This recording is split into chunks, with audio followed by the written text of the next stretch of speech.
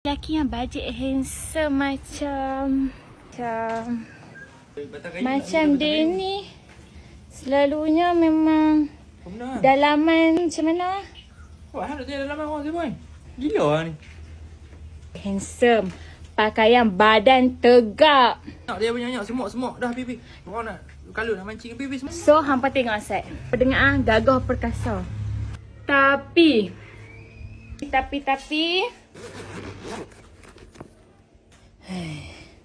Tapi macam ni apa? Ni apa ni? Tikus gerik ke apa? Dalaman dia ni belum tentu lagi. Belum tentu. Tu sangkut tangan. Sangkut lagi. Astagfirullah. Masuk tangan apa boleh? Boleh. Dah macam ni dah tak mahu nak buang lagi.